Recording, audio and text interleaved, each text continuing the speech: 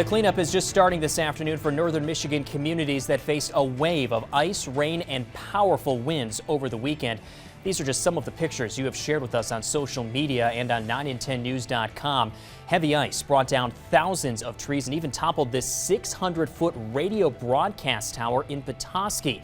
Right now, several counties are asking people to stay off the roads as they begin what will be a days-long cleanup. We are hoping to get you a better look at some of this damage, but we're frankly having trouble getting video into our newsroom right now, which we can only assume is a service-related issue because of the power lines and the towers and the wires that are just down all across northern Michigan. Michael Stevens, you tracked this storm all weekend. The good news is it's sort of a double-edged sword right now. The good news is the worst of what we saw over the weekend is past.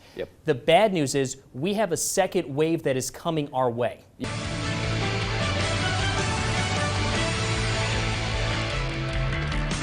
Just hunker down at home, grab some blankets, start a fire if you have a fireplace, read a book, keep people entertained, but stay home, stay safe.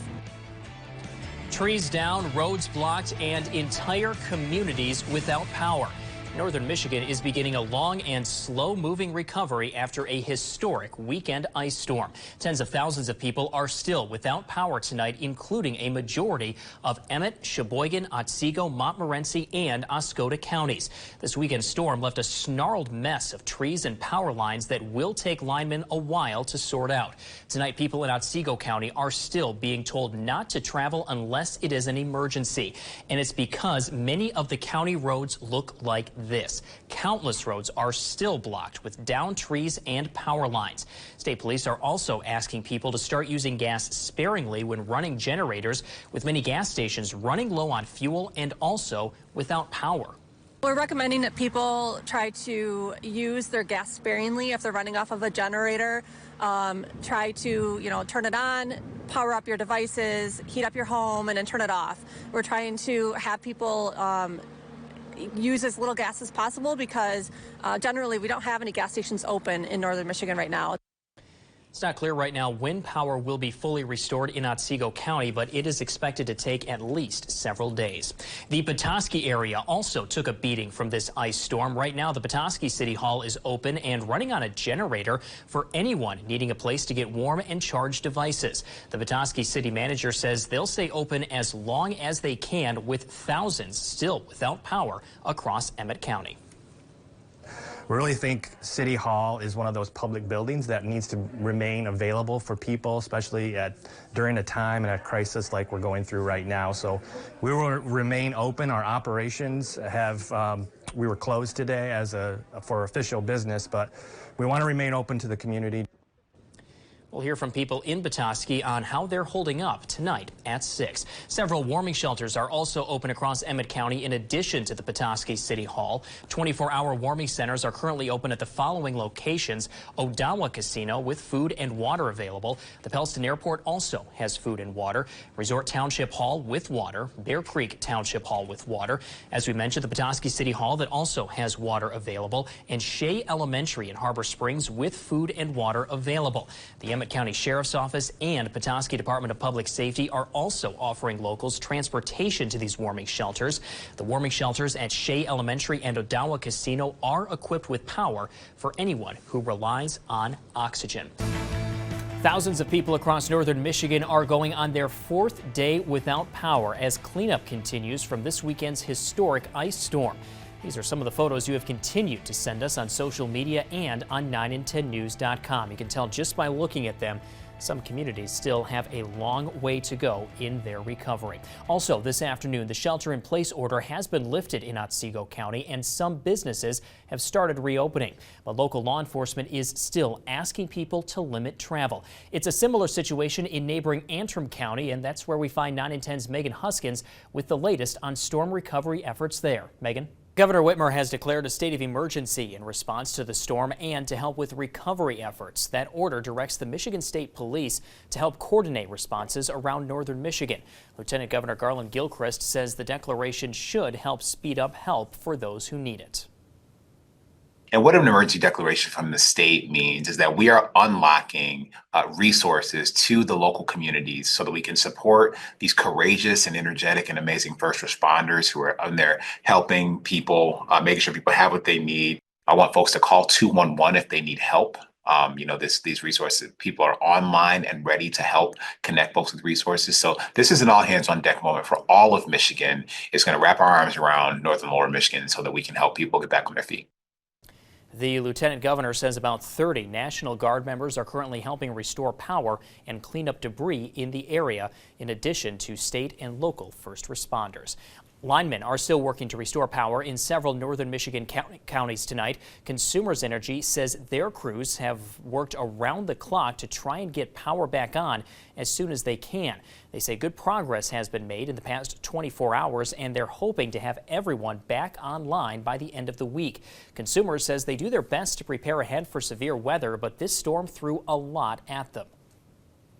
Mother Nature decides to do what it's done like this. This isn't the first time that, in Michigan we've had an ice storm or had severe weather. I think it is unique in the fact that we've had sort of 2 waves back to back, but our response is not unique. Consumers Energy always stands ready, and our crews are prepared and braced for this. They train for this, and they're able to get out there and safely restore power as quickly as they're able to. Tonight at 6, we'll hear how power companies are preparing for tonight's system to move through. Warming shelters remain open across northern Michigan, and volunteers have stepped up in a big way. The E-Free Church in Gaylord has kept its doors open for anyone who needs a place to get warm, charge electronics, or get water. The church says the response was so overwhelming, they're asking people to hold off on donations right now.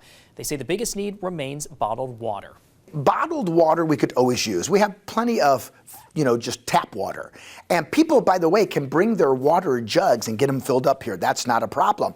Bottled water is a good thing. Food, right now, we've had so many donations, our freezers and refrigerators are at capacity.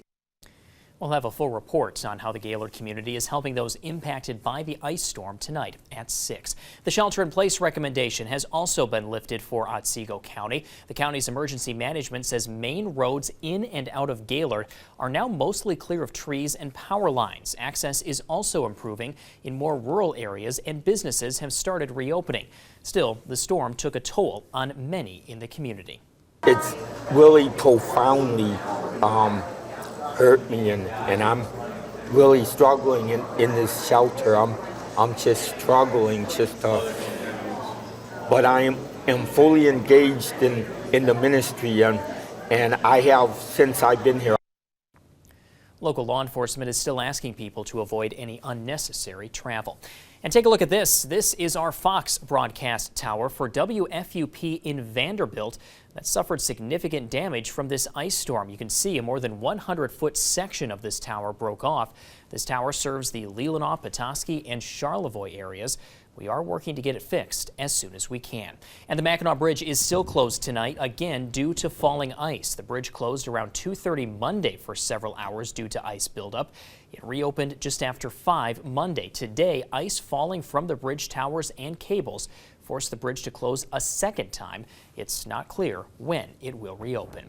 Homeowners that saw storm damage will soon be filing insurance claims. Local insurance agents are now giving advice to homeowners on what they should do if their house has been damaged. Aaron Benso owns Michigan's Best Insurance in Traverse City. He says homeowners should keep records of their conversations with insurance providers to make sure they get everything covered. Document who you talk to, when you talk to them, what they said, and in that way you can keep a flow of what you've talked about so that you can keep them accountable to what they're telling you. Agents say any permanent repairs should take place only after your insurance agent has been contacted. Homeowners are able to make temporary repairs as necessary, including boarding up windows or stopping any leaks. Insurance agents say just keep those receipts for proper reimbursement. And on air and on 910news.com is where you will find all of our storm-related coverage, including school closings that are being called into our newsroom right now, travel alerts, and any updates on emergency help in the northern Michigan area. Also, be sure to stay ahead of conditions like what we saw over the weekend and that new system coming our way with the Doppler 9 and 10 weather app. You can check real-time temperatures and view the interactive radar map to help plan your day. It's available wherever you get your smartphone apps. We continue closely following storm recovery efforts across northern Michigan. It is now day 6 without power for many, but Consumers Energy tells us they're hoping to have most of their customers back online by the end of the day tomorrow, but it could be a longer wait for some in more rural parts of northern Michigan. Governor Whitmer is also in the area today, talking to first responders about cleanup and recovery efforts and getting a look at some of the damage. Sheboygan County was especially hard hit by this ice storm, and most of that community still does not have electricity. Let's bring in 9 and 10's Megan Huskins, who is live in Sheboygan, talking to a local hardware store about the strain they've been feeling and how they're trying to help out. Megan?